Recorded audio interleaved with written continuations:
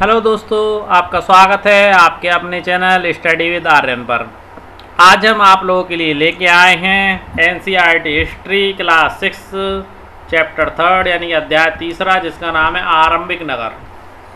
पहले जो आरंभिक नगर है ये आपके एनसीईआरटी हिस्ट्री के चौथा चैप्टर हुआ करता था, परंतु अब ये आपका तीसरा चैप्टर है।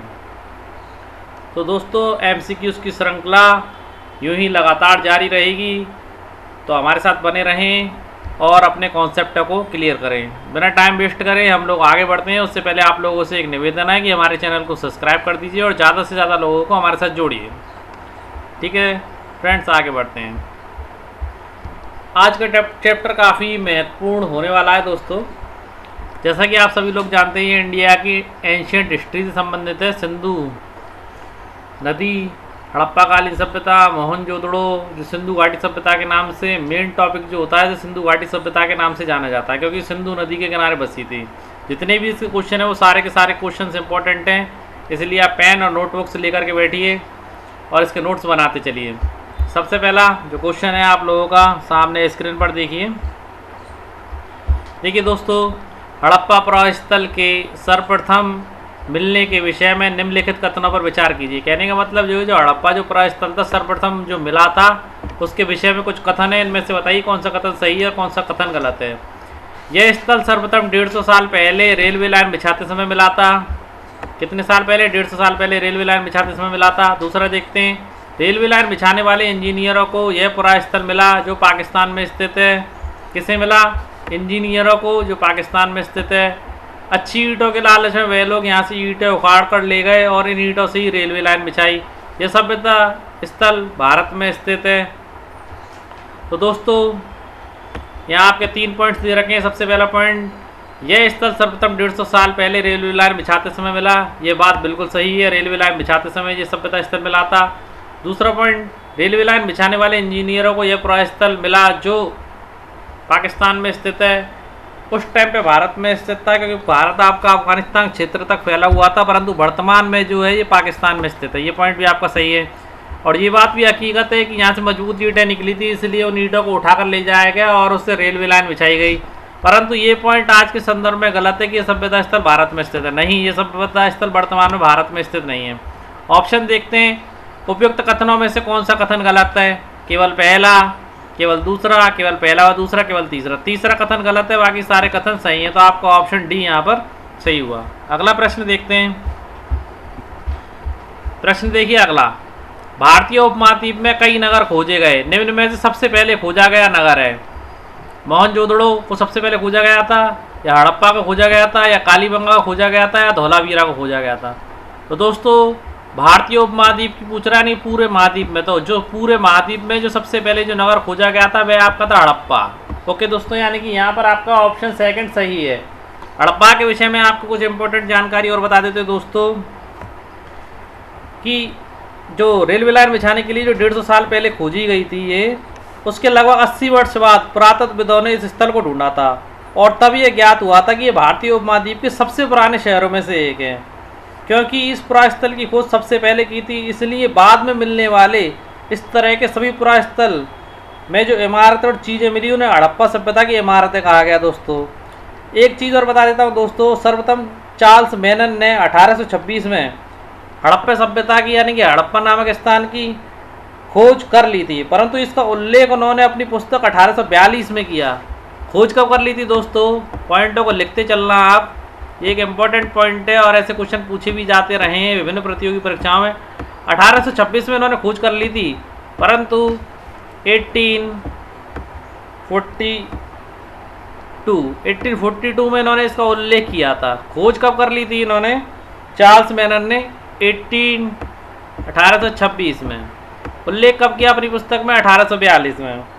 ठीक है दोस्तों, अब देखिए खोज हो गई, उल्लेख कर दिया, मगर इसका उत्खनन नहीं हुआ, खोदा नहीं गया जिससे पता चले कि सभ्यता कितनी डेवलप्ड थी और कितनी डेवलप्ड नहीं थी। तो 1921 यानी कि ये सन खत्म हुई 1921, एक महत्वपूर्ण सन है दोस्तों 1921 में क्या होता है दोस्तों? 1921 में सर जॉन मार्शल जो भारतीय पुरातत्व सर्वेक्षण के अध्यक्ष थे। उनके नेतृत्व में एक भारतीय पुरातत्ववेत्ता दयाराम साहनी ने हड़प्पा का उत्खनन किया था। किसने किया दोस्तों? दयाराम साहनी ने हड़प्पा का उत्खनन किया था। किसके नेतृत्व में किया था? जॉन सर मार्शल के नेतृत्व में। और ये जो सभ्यता थी, जो आपकी जो हड़प्पा कालीन जो सभ्यता थी, ये सभ्यता मिस्र एवं मेसोपोटामिया की सभ्यता के समकालीन सभ्यता थी। ओके दोस्तों, जितने भी महत्वपूर्ण पॉइंट इससे बनते हैं हमने आप लोगों को यहाँ पर बता दिए।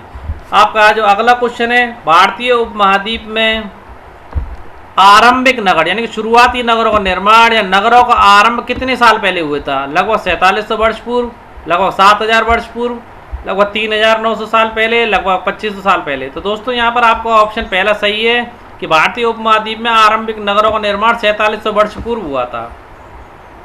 आगे देखते हैं अपना नेक्स्ट क्वेश्चन, हड़प्पा सभ्यता के नगरों की विशेषता। क्वेश्चन क्या कह रहा है? हड़प्पा सभ्यता के नगरों की विशेषता के संबंध में निम्नलिखित कथनों पर विचार कीजिए। पहला, इन नगरों में से कई दो या दो से ज्यादा भागों में इन नगरों में से कई को 2 या 2 से ज्यादा भागों में विभाजित किया गया था। दूसरा पॉइंट आपका, इन नगरों का पश्चिमी भाग छोटा था परंतु ऊंचाई पर बना था, इसलिए पुरातत्वविदों ने इसे नगर दुर्ग कहा। पूर्वी भाग बड़ा था परंतु निचले में बना था, इसलिए इसे निचला नगर कहा गया। दोनों हिस्सों की 4 दीवारें कच्ची ईंटों से बनाई गई थी। तो दोस्तों यहाँ पर देखिए पॉइंट नंबर पहला ही देखते हैं। जो हड़प्पा सभ्यता के नगरों की विशेषता यह थी कि जितने भी नगर थे वो 2 या 2 से ज़्यादा भागों में विभाजित थे, यानी कि ये पॉइंट बिल्कुल सही है आपका। दूसरा पॉइंट ये है कि जो नगर थे जो 2 भागों में विभाजित थे, उनका जो पश्चिमी भाग था वो छोटा था और ऊंचाई पर बनाया गया था, इसलिए इसे नगर दुर्ग कहा जाता था, क्योंकि वहाँ पर राजा लोग रहा करते थे। क्योंकि पूर्वी भाग बड़ा होता था और निचले हिस्से पर होता था, इसलिए उसे निचला नगर कहा जाता है। यहाँ पर आम जनता निवास करती थी। ठीक है दोस्तों, दोनों हिस्सों की 4 दीवारें यानी कि पूर्व और पश्चिम दोनों की 4 दीवारें कच्ची ईंटों की बनाई गई थी। नहीं दोस्तों, यहाँ की 4 दीवारें थी बिल्कुल पक्की ईंटों की बनाई गई थी। जब ही तो यहाँ की ईंटों को खोद करके इंजीनियर लोगों ने रेलवे लाइन का निर्माण किया था। ठीक है दोस्तों, आज से 150 साल पहले। पहला क्वेश्चन हमारा यही था। ऑप्शन देखते हैं, उपयुक्त कथनों में से कौन सा कथन गलत है? केवल पहला, केवल दूसरा, केवल पहला व दूसरा, केवल तीसरा। तो दोस्तों यहाँ पर ओनली आपका तीसरा कथन गलत है, यानी कि ऑप्शन डी। ओके दोस्तों, अगला प्रश्न देखते हैं। यहाँ देखिए, मोहनजोदड़ो में बनाए गए खास तालाब के विषय में निम्नलिखित कथनों पर विचार कीजिए। यानी कि मोहनजोदड़ो में खास तालाब बनाया गया था, उसके विषय में विचार कीजिए। इस खास तालाब को पुरातत्वविदों ने महान स्नानागार कहा। इस तालाब को बनाने में ईंट और प्लास्टर का प्रयोग इस्तेमाल किया गया। पॉइंट नंबर दूसरा, स्नानागार में पानी का रिसाव रोकने के लिए प्लास्टर के ऊपर चारकोल की परत चढ़ाई गई। पॉइंट नंबर तीसरा, सरोवर में उतरने के लिए 2 तरफ से सीढ़ियां बनाई गई, चारों ओर कमरे बनाए गए। पानी भरने के लिए सिंधु नदी से छोटी छोटी नहरें निकाली गईं। तो दोस्तों ऑप्शन देखते हैं आपका पहला, इस खास तालाब को पुरातत्वविदों ने महान स्नानागार कहा। बिल्कुल सही है, क्योंकि खास तालाब तक काफ़ी लोग नहाते होंगे। यही कहा पुरातत्वविदों ने। इस तालाब को बनाने में ईंट और प्लास्टर का इस्तेमाल किया गया था। जब जांच हुई, जब पुरातत्वविदों ने खोज की, तो उन्हें इस बात का पता चला कि इस तालाब को बनाने में ईंटों का, और ईंटें सेम टू सेम वैसी थी जैसी आज की ईंटें हैं। आज की ईंटों का जो नाप है, आकार है, सेम टू सेम वैसी ईंटें थी और काफ़ी मजबूती से पकाई गई थी, और प्लास्टर का इस्तेमाल किया गया था। यानी कि पहला पॉइंट आपका बिल्कुल सही है। स्नानागार में पानी के रिसाव को रोकने के लिए प्लास्टर के ऊपर चारकोल की परत चढ़ाई गई थी, ये बात ही बिल्कुल सही है, जैसे कि पानी का रिसाव ना हो। वो सभ्यता काफ़ी डेवलप्ड सभ्यता आती है आपकी। इस सरोवर में उतरने के लिए 2 तरफ से सीढ़ियाँ बनाई गई हैं, चारों ओर कमरे बनाए गए हैं। बिल्कुल सही है। इसे पानी भरने के लिए सिंधु नदी से छोटी नहरें निकाली गई थी। नहीं दोस्तों, ये पॉइंट बिल्कुल गलत है। जबकि कुएं बनाए गए थे, कुओं से पानी इसके अंतर्गत भरा जाता था और फिर उसकी सफाई कर दी जाती थी। ऐसा कहा जाता है कि विशेष अवसरों पर यहाँ पर विशिष्ट लोग या राजा वगैरह यहाँ पर नहाते होंगे। अब आप ऑप्शन देखिए, उपयुक्त कथनों में से कौन सा कथन गलत है? केवल पहला, केवल दूसरा, केवल तीसरा या केवल चौथा? तो दोस्तों आपको पता चल ही चुका है कि सिंधु नदी में छोटी नहरें नहीं थी, बल्कि कुओं से पानी भरा जाता था इस तालाब में। तो दोस्तों आपका पॉइंट केवल चौथा, यानी कि आपका ऑप्शन सी सही है। आगे देखते हैं। ये रहा आपका महान स्नानागार। देखिए यहाँ भी आपकी उतरने के लिए सीढ़ियाँ हैं, और यहाँ से भी आप इस तरफ से देखेंगे तो देखिए नीचे उतरने के लिए सीढ़ियों का रास्ता दर्शाया गया है, और काफ़ी बेहतरीन तरीके से और पक्की ईंटों से महान स्नानागार को बनाया गया है। ओके दोस्तों, पानी भरने के लिए कुओं का प्रयोग किया जाता है। साइड में कमरे हैं आपके। ठीक है फ्रेंड्स, आगे देखते हैं। हड़प्पा सभ्यता के नगरों से जो महत्व यानी प्राचीन महत्व की जो चीज़ें मिली उन पर विचार कीजिए। कालीबंगा और लोथल से हमें अग्निकुंड मिले। हड़प्पा मोहनजोदड़ो लोथल से हमें भंडार गृह मिले। उपयुक्त कथनों में से कौन सा कथन सही है? केवल पहला, केवल दूसरा, पहला व दूसरा दोनों। केवल पहला क्या कहता है? कालीबंगा और लोथल से हमें अग्निकुंड मिले। दूसरा क्या कहता है? केवल दूसरा, हड़प्पा मोहनजोदड़ो लोथल से हमें भंडार गृह मिले। तीसरा ऑप्शन क्या कहता है? पहला व दूसरा दोनों सही है, ना तो पहला और ना दूसरा। तो दोस्तों यहाँ पर ये चीज़ सत्य है कि कालीबंगा जो कि हनुमानगढ़ में स्थित है, जहाँ से काली चूड़ियाँ मिली हैं, और लोथल आपके गुजरात में स्थित है, हमें अग्निकुंड मिले। हड़प्पा मोहनजोदड़ो लोथल से हमें भंडार गृह भी मिले। यानी कि आपका जो ऑप्शन थर्ड है, यानी कि ऑप्शन सी सही है। यहाँ से 1 व 2 दोनों ही सही हैं आपके। आगे देखिए दोस्तों, हड़प्पाकालीन सभ्यता के घरों, सड़कों, नालियों से संबंधित निम्नलिखित बिंदुओं पर विचार कीजिए। इन नगरों के घर आमतौर पर 2 मंजिला होते थे। घरों के आंगन में चारों ओर कमरे बनाए जाते थे और अधिकांश घरों में स्नानागार यानी नहाने की जगह यानी बाथरूम हुआ करते थे। ठीक है दोस्तों, दूसरा पॉइंट क्या कहता है? कई नगरों में ढके हुए नाले थे, इन्हें सीधी लाइन में बनाया जाता था। नाली में हल्की ढलान होती थी जिससे पानी आसानी से बह सके। यहाँ घर, नाले व सड़कों का निर्माण आयोजनाबद्ध तरीके से किया गया था। घरों की नालियों को सड़क की नालियों से जोड़ दिया जाता था जो बाद में बड़े नालों में मिल जाती थी। तो दोस्तों आपका पॉइंट पहला देखते हैं। इन नगरों के घर आमतौर पर 2 मंजिला होते थे। दोस्तों बिल्कुल सही बात है। हड़प्पाकालीन सभ्यता में जो घरों का निर्माण होता था वो 2 मंजिला घर होते थे और घर के आंगन में चारों ओर कमरे बनाए जाते थे और वहाँ पर नहाने का स्थान भी बनाया जाता था। और दोस्तों इसलिए आपका पहला पॉइंट सही है। और हड़प्पाकालीन सभ्यता काफ़ी डेवलप्ड सभ्यता थी। यहाँ पर जो नालियाँ होती थी वो ढकी हुई थी और उन्हें सीधी लाइन में बनाया गया था और नाली में पानी का बहाव बहता रहे उसके लिए नाली पर ढलान दिए गए थे। और नाली में जगह जगह यानी कि जब नालियाँ जाकर के मिलती थी तो नाली को साफ़ करने के लिए बीच में होल भी दिए गए थे जिससे उन नालियों की सफाई की जा सके। या नाली व सड़कों का निर्माण आयोजनाबद्ध तरीके से किया गया, ये कथन बिल्कुल गलत है क्योंकि सब कुछ योजनाबद्ध तरीके से किया गया था वहाँ पर। ठीक है दोस्तों, तीसरा पॉइंट, घरों की नाली को सड़कों की नालियों से जोड़ दिया जाता था जो बाद में बड़े नालों में मिल जाती थी। ये पॉइंट भी आपका सही है। ये देखिए यहाँ पर ईंटों का प्रयोग करते हुए हमने दिखाया आप लोगों को। उपयुक्त कथनों में से कौन सा कथन गलत है? तो दोस्तों पहला आपका पॉइंट सही है, दूसरा भी आपका सही है, केवल चौथा, केवल तीसरा। तो यहाँ पर चौथा पॉइंट आपका गलत नहीं, तीसरा पॉइंट गलत है यहाँ पर आपका कि घर, नालों और सड़कों का निर्माण आयोजनाबद्ध तरीके से किया गया था। ऐसा नहीं है। यहाँ तो आपका जितना भी था सब कुछ योजनाबद्ध तरीके से किया गया था। घर बनाए गए, कुछ घर 2 मंजिला थे, कुछ घर सिंगल मंजिल के थे। घरों से नालियाँ निकाली गई, बिल्कुल सीधी लाइन में नालियाँ निकाली गई। नालियाँ ऊपर से कवर्ड थी, नालियों में ढलान भी दिया गया था और नालियों को साफ करने के लिए बीच में होल भी थे। और जो घरों से निकलने वाली नालियाँ थी उन्हें बड़े नालों से जोड़ दिया जाता था। ठीक है दोस्तों, हड़प्पा के नगरीय जीवन के विषय में, कौन से जीवन? नगरीय जीवन यानी शहरी जीवन के विषय में निम्नलिखित कथनों पर विचार कीजिए। या इमारत बनाने वाले एवं शासक लोग रहा करते थे। कौन कौन रहता था यहाँ पे? इमारत बनाने वाले, शहर में इमारत बनाने वाले और शासक लोग कहाँ रहा करते थे? शासक लोग बाहर से धातु,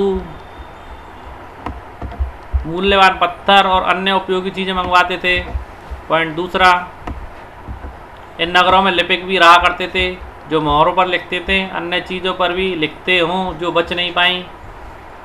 तीसरा पॉइंट, यहाँ शिल्पकार स्त्री पुरुष जो उद्योग धंधों पर तरह तरह की चीज़ें बनाते एवं सुदूर देशों की यात्राएं करते थे एवं वहाँ से खिलौने एवं किस्से कहानियाँ लाते थे।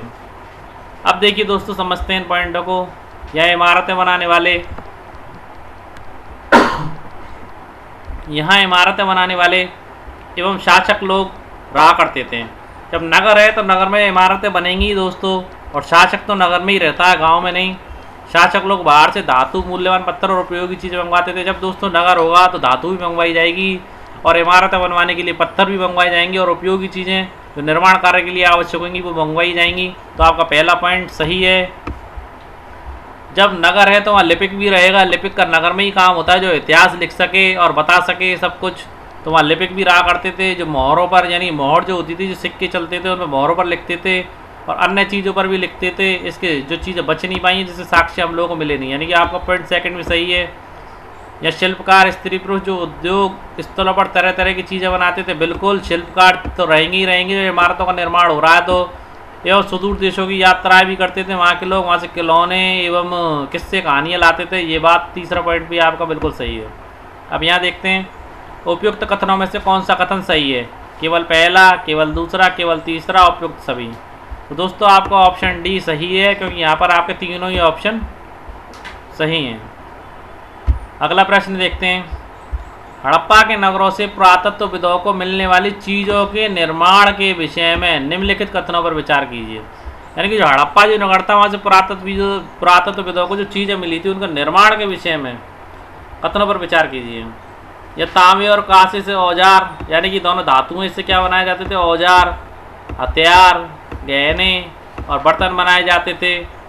पत्थर से मोहरें जो कि आयताकार होती थीं जिन पर जानवरों के चित्र मिलते हैं बनाते थे। दूसरा पॉइंट, यहाँ से मिली सबसे बेहतरीन चीज़ें मन के फलक व बाँट है।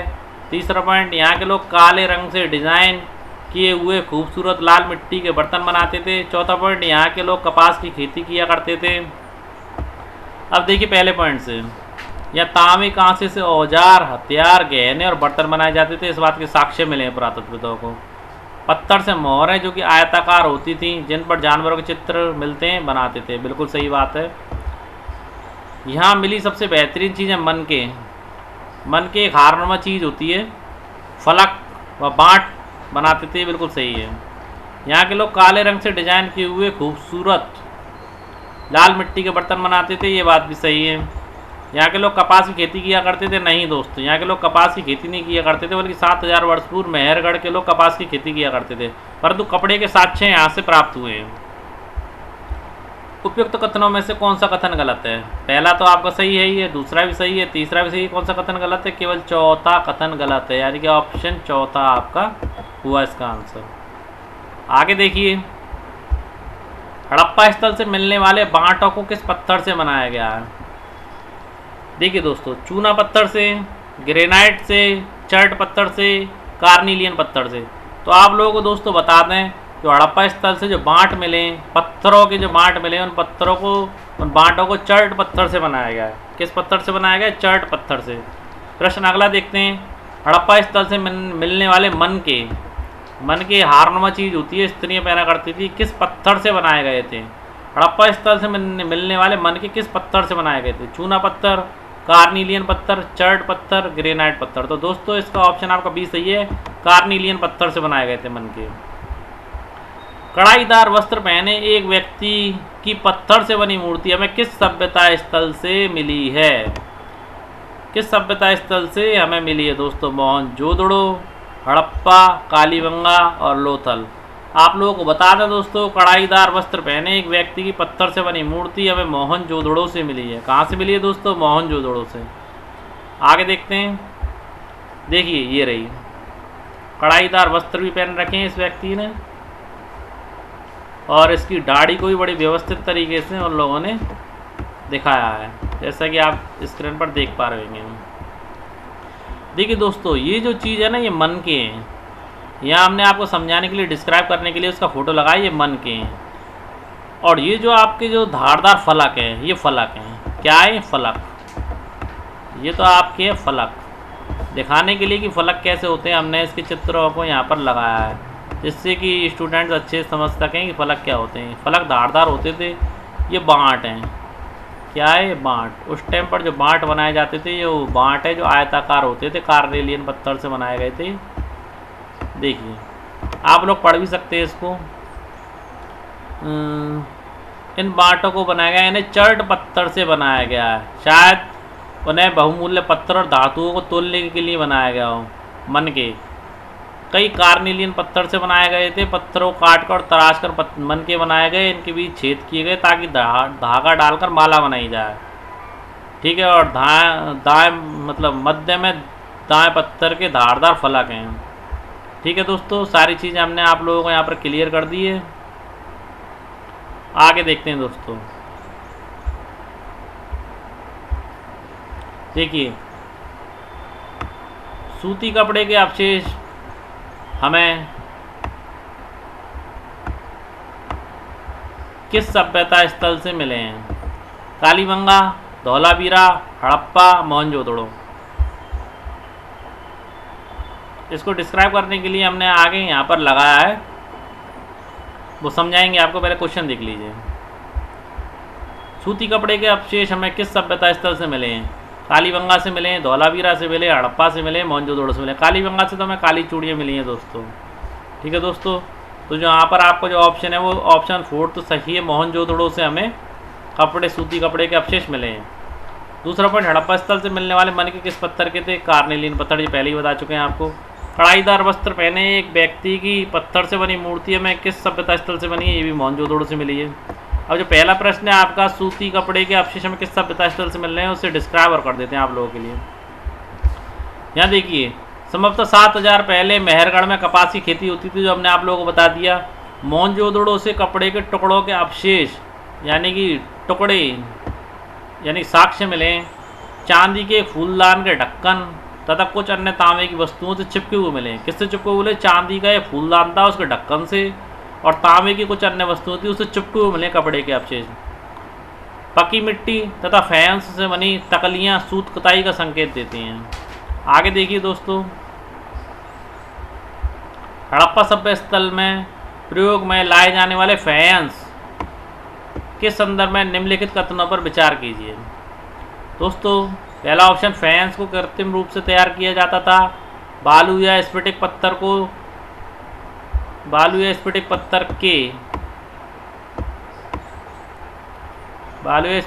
के चूर्ण को गोंद में मिलाकर उनसे वस्तुएं बनाई जाती थी। दूसरा ऑप्शन, फैंस पर चिकनी परत चढ़ाई जाती थी। चिकनी परत के रंग नीले या हल्के समुद्री हरे होते थे। ऑप्शन देखते हैं, उपयुक्त कथनों में से कौन सा कथन सही है? केवल पहला, केवल दूसरा, केवल पहला व दूसरा, निम्न में से कोई नहीं। तो देखिए, फैंस को कृत्रिम रूप से तैयार किया जाता था, ये बात सही है। बालू या स्फटिक पत्थर के चूर्ण को गोंद में मिलाकर उनसे वस्तुएं बनाई जाती थी, ये भी सही है। फैंस पर चिकनी परत चढ़ाई जाती थी। चिकनी परत के रंग नीले या हल्के समुद्री हरे होते थे। बिल्कुल, फैंस का निर्माण इसी तरीके से होता था। तो दोस्तों, इस प्रकार आपका ऑप्शन सी यहाँ पर सही हुआ। पहला व दूसरा दोनों ही सही हैं इनमें। अगला प्रश्न देखते हैं, हड़प्पा सभ्यता के समय किन किन देशों से कौन कौन सी धातु आयात की जाती थी? कौन सी सभ्यता के समय? हड़प्पा सभ्यता के समय किन किन देशों से कौन सी धातु आयात की जाती थी? सबसे पहले तांबा। इंपॉर्टेंट पॉइंट है दोस्तों, तांबा कहाँ से आयात किया जाता? तांबा जो था आपके आज के राजस्थान से, राजस्थान में आज भी तांबे के सबसे ज़्यादा भंडार है। आज के राजस्थान और पश्चिमी एशियाई देश ओमान से तांबा मंगाया जाता था। हड़प्पा सभ्यता कालीन क्षेत्रों में आज के राजस्थान और पश्चिमी एशियाई देश ओमान से तांबा मंगाया जाता था। दूसरा ऑप्शन आपका सोना। सोना जो आपका आयात किया जाता था वह आधुनिक कर्नाटक से किया जाता था। तीसरा कांसा। कांसा कैसे बनता है? तांबा और टिन मिला के। तो कांसा बनाने के लिए टिन जो आपका मंगाया जाता था वह आपका आधुनिक ईरान और अफगानिस्तान से मंगाया जाता था। कहाँ से मंगाया जाता था? आधुनिक ईरान और अफगानिस्तान से। बहुमूल्य पत्थर आपके कहाँ से मंगाए जाते थे? बहुमूल्य पत्थर आपको गुजरात, ईरान और अफगानिस्तान से मंगाए जाते थे। कहाँ से मंगाए जाते थे? गुजरात, ईरान और अफगानिस्तान से। तो दोस्तों, यहाँ देखते हैं आपका कौन सा ऑप्शन सही है। यहाँ आपका ऑप्शन ए, तांबा कहाँ से बता रहा है? तांबा पहला गुजरात, ईरान और अफगानिस्तान से नहीं, गलत है। सोना कहाँ से बता रहा है? आधुनिक ईरान, अफगानिस्तान से नहीं, ये ऑप्शन ही गलत है। दूसरा देखते हैं, तांबा इसने बताया आज के राजस्थान से, सही है। सोना इसने बताया आधुनिक कर्नाटक से, सही है।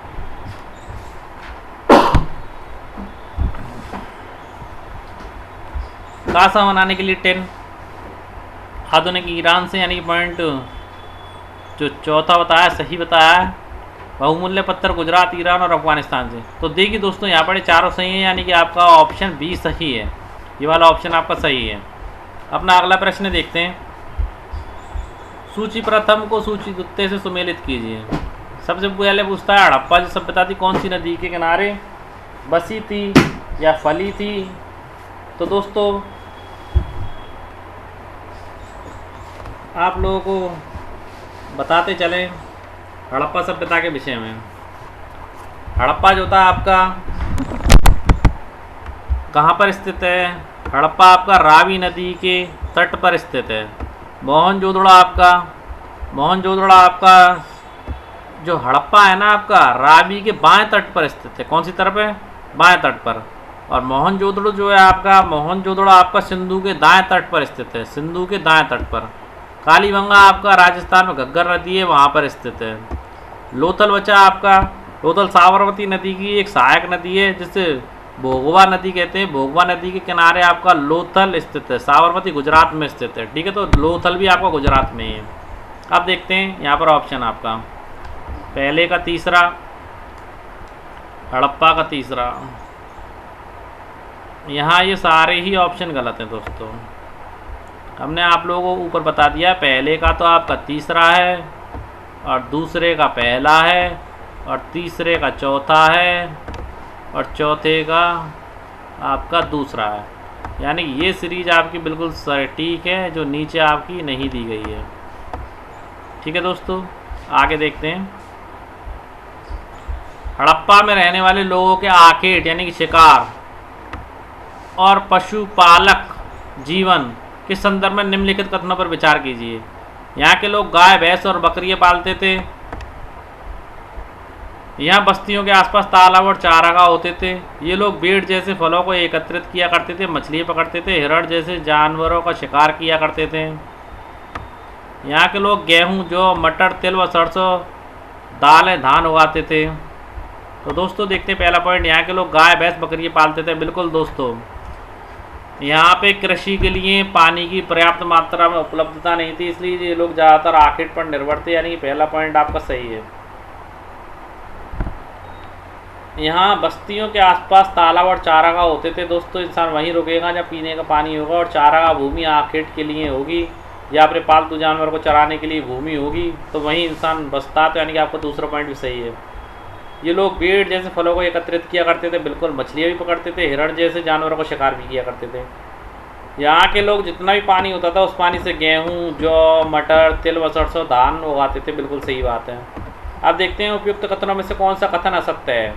केवल पहला, केवल दूसरा, केवल तीसरा व चौथा, निम्न में से कोई नहीं। आपका ऑप्शन डी यहाँ पर सही है। सारे ही कथन यहाँ पर सत्य हैं, यानी निम्न में से कोई भी कथन असत्य नहीं है।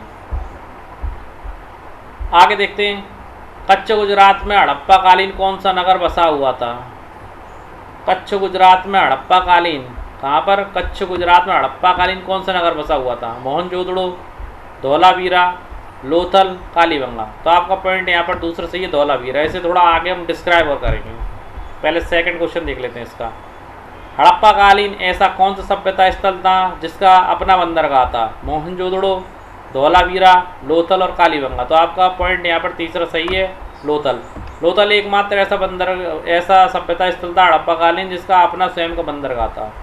आगे से डिस्क्राइब कर देते हैं पहले पॉइंट को।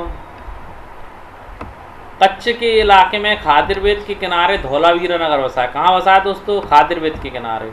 वहाँ साफ पानी मिलता है और ज़मीन उपजाऊ है। सबसे ज़्यादा लोग वहीं रहते हैं जब पानी साफ हो और ज़मीन उपजाऊ हो। जहाँ हड़प्पा सभ्यता के नगर 2 भागों में विभक्त थे, वही धौलावीरा नगर को 3 भागों में विभक्त किया गया था। युग्म नगर के नाम से भी इसे जाना जाता है। एक प्रश्न हमेशा बनता है कि हड़प्पा कालीन जितनी भी नगर थे वो सब 2 भागों में विभक्त थे। अगर आपसे पूछा जाए ऐसा कौन सा नगर था हड़प्पा कालीन जो 3 भागों में बटा हुआ था, तो आप सीधे तौर पर कह सकते हैं वो तो धौलावीरा।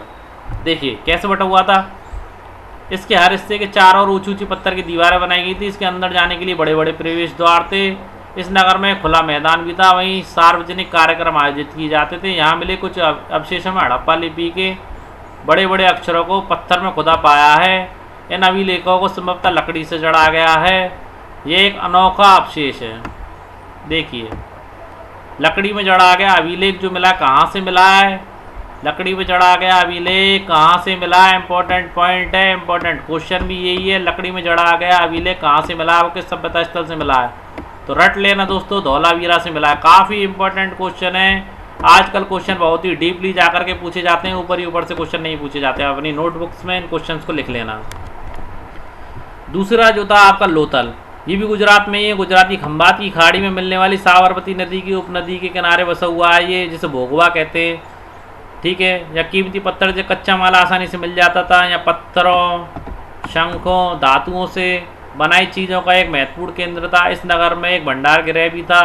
उस भंडार गृह में कई मोहरें और मुद्रांकन मुहरबंद गीली मिट्टी पर दबाने से उनकी छाप, यानी कि आज के टाइम में किन्हीं वस्तुओं को पैक करने के लिए सील की आवश्यकता होती है, उसे ही मुहरबंद कहते हैं। उसमें गीली मिट्टी बनाने से उसकी छाप बन जाती थी, यानी सील बंद हो जाती थी। ठीक है दोस्तों, वही मोहरें कहलाती हैं। आगे देखते हैं अगला प्रश्न। हड़प्पा सभ्यता का अंत। हड़प्पा सभ्यता का अंत एवं नए नगरों का विकास होना कब प्रारंभ हुआ? पहला ऑप्शन 3900 साल पहले अंत एवं नवीन नगरों का विकास उसके लगभग 1400 साल बाद। दूसरा ऑप्शन 4700 साल पहले अंत एवं नगरों का विकास 1500 साल पहले। 7000 साल पहले अंत एवं नगरों का विकास 1600 साल पहले। 2500 साल पहले अंत एवं नगरों का विकास 1800 साल पहले। तो दोस्तों यहाँ पर आपका पहला ऑप्शन सही है, 3900 साल पहले तो अंत हुआ था हड़प्पा सभ्यता का, और उसके करीब 1400 साल बाद नवीन नगरों का विकास प्रारंभ हुआ। यहाँ पर हमने आप लोगों के लिए कुछ महत्वपूर्ण तिथियाँ दे दी हैं, जिन्हें आप अपनी बुक्स में, अपनी किताब, अपनी कॉपियों में नोट डाउन कर लेना। देखिए, मेहरगढ़ में कपास की खेती लगभग कितने हज़ार साल पहले हुई थी? 7000 वर्ष पहले। मेहरगढ़ कहाँ पर स्थित है हम आप लोगों को पहले ही बता चुके हैं। मेहरगढ़ भारत है, भारत के उत्तर पश्चिम दिशा में सुलेमान और किरदर पहाड़ियाँ हैं, वहीं पर ये मेहरगढ़ स्थित है। वहीं पर 7000 वर्ष पहले कपास की खेती की गई थी। ठीक है। नगरों का आरंभ लगभग 4700 साल पहले हुआ था, नगरों के बसने का आरंभ। ठीक। हड़प्पा के नगरों के अंत की शुरुआत। हड़प्पा के नगरों के अंत की शुरुआत 3900 साल पहले हुई थी। जलवायु परिवर्तन हुआ था। कुछ वैज्ञानिक इसका कारण जलवायु परिवर्तन को मानते हैं, कुछ वैज्ञानिक मानते हैं कि राजाओं ने अपना नियंत्रण खो दिया था। ऐसे ही कुछ कारण माने गए हैं जो आगे हम आपको बताएंगे। अन्य नगरों का विकास लगभग 2500 साल पहले हुआ था। बिल्कुल, ये आपके नवीन नगरों की नहीं कह रहा, हड़प्पा कालीन अन्य नगरों के विकास की कह रहा। तो हड़प्पा कालीन अन्य नगरों का विकास 2500 साल पहले हुआ था। बिल्कुल सही पॉइंट है। सारे पॉइंट्स को आप अपनी पुस्तक, अपनी किताब, अपनी यानी कि कॉपियों में नोट डाउन कर लेना। आगे देखते हैं। देखिए, मुद्रा जो कि आपने बताई थी, सील जो लगाई जाती है, सेम वही है। मोहरों का प्रयोग सामान से भरे हुए डिब्बों या थैलों को चिन्हित करने के लिए किया जाता होगा। कोई सामान हमने भर दिया, कोई डिब्बे हमने रख दिए, अब उन्हें पैक कैसे करें कि यहाँ से बाहर विदेशों तक जाते जाते उनको किसी ने खोला नहीं है, विश्वास दिलाने के लिए आज भी मोहर लगाई जाती है। आप किसी भी सामान को स्पीड पोस्ट करोगे या कुरियर से भेजोगे तो सील पैक करा जाता है, मोहर लगाई जाती है। सेम उसी तरीके से पहले भी सामान को भेजने के लिए मोहरें लगाई जाती थी, उनका प्रयोग किया जाता था। तो वहाँ पे कैसे करते थे? उनके मुहानों पर गीली मिट्टी पोतकर उन पर मोहर लगाई जाती थी। क्या करा जाता था? उनके मुहानों पर गीली मिट्टी पोतकर उन पर मोहर लगाई जाती थी। मोहर की छाप को मोहरबंदी कहते हैं। जो छाप लगा दी जाती थी उसे मोहरबंदी कहते हैं। जैसे लॉकडाउन में आप लोगों ने देखा होगा कि दुकानें सील कर दी गई थी। दुकानें सील करके एक पॉलीथीन सी जलाकर लाल सी उससे ताले पे चिपका दी, कपड़ा लगा करके ताले पे चिपका दी जाती थी, उसे ही मोहरबंदी कहते हैं। सेम टू सेम वहाँ पर गीली मिट्टी पोतकर उन पर मोहर लगाई जाती थी। अगर वो टूट जाती तो साबित हो जाता था कि सामान के साथ छेड़छाड़ करी है, अगर नहीं टूटती थी तो साबित नहीं होता था कि सामान के साथ छेड़छाड़ नहीं की गई है। अब देखिए, सभ्यता के अंत के विषय में ये तो हमको क्वेश्चन भी अभी आप लोगों से पूछा था कि सभ्यता का अंत कब हुआ था और नए नगर का विकास कब हुआ था, तो थोड़ा डिस्क्राइब करने के लिए हमने यहाँ पर लिया है। लगभग 3900 साल पहले बड़े बदलाव देखने को मिले। अचानक लोगों ने नगरों को छोड़ दिया। मोहर बांटों का प्रयोग बंद हो गया। कच्चे माल दूर से आयात काफ़ी कम हो गया। मोहनजोदड़ो में सड़कों पर कचरे के ढेर लगने लगे। जल निकासी प्रणाली नष्ट हो गई और सड़कों पर झुग्गीनुमा घर बनाए जाने लगे। यह सब क्यों हुआ? कारण देखिए, विद्वानों ने, पुरातत्ववेत्ताओं ने इनके कारण क्या माने। कुछों का मानना था कि नदियाँ सूख गईं, कुछों का कहना था कि जंगलों का विनाश हो गया। कुछ मानते थे कि नदियाँ सूख गई इस कारण ऐसा हुआ। कुछों का मानना था कि नदियों का यानी जंगलों का विनाश हो गया, जिसके कारण ईंट पकाने के लिए उन्हें साधन ही नहीं मिले। इसके अलावा मवेशियों के बड़े बड़े झुंडों से चारागाह और घास वाले मैदान समाप्त हो गए। कुछ इलाकों में बाढ़ आ गई, लेकिन इन कारणों से स्पष्ट नहीं हो पाता कि सभी नगरों का अंत कैसे हो गया, क्योंकि बाढ़ और नदियों के सूखने का असर कुछ ही इलाकों में हुआ होगा। ऐसा लगता है कि कुछों ने फिर क्या माना साहब, उन्होंने प्राकृतिक आपदाओं से, बाढ़ से हुआ, फसलों के सूखने से या नदियों के सूखने से, जंगलों के सूखने से सारे के सारे नगरों का नष्ट थोड़ी हो जाएंगे। तो विद्वानों ने इस तर्क को सही नहीं माना। फिर कुछ विद्वानों ने कहा कि ऐसा लगता है कि शासकों का नियंत्रण समाप्त हो गया था और नियंत्रण समाप्त होने के कारण ही यह सभ्यता अपने पतन की ओर पहुंची। फिर कुछ विद्वानों का कहना है कि चलो जो कुछ भी हुआ हो, परंतु आपका जो पर्यावरणीय जो बदलाव हुआ था उसका असर बिल्कुल साफ दिखाई देता है। ठीक है दोस्तों, आगे देखते हैं। यहाँ हमने अपना चैप्टर 3 एनसीईआरटी क्लास 6 हिंदी माध्यम के छात्रों के लिए और भी लोगों के लिए अच्छे तरीके से बता दिया है। जहाँ तक हमने कोशिश करी है एक भी इम्पोर्टेंट प्रश्न को छोड़ा नहीं है। कहीं भी आप लोगों को कमी लगती है तो कमेंट्स बॉक्स में बताएं। कल हम आप लोगों के लिए एनसीईआरटी क्लास 6 हिस्ट्री का चैप्टर नंबर 4 लेकर के आएंगे। जब तक आप लोग हमारे साथ जुड़े रहें, वीडियो को सब्सक्राइब करें, ज़्यादा से ज़्यादा लोगों को शेयर करें और कमेंट्स करना ना भूलें दोस्तों। ओके दोस्तों, जय हिंद दोस्तों, कल फिर मिलते हैं।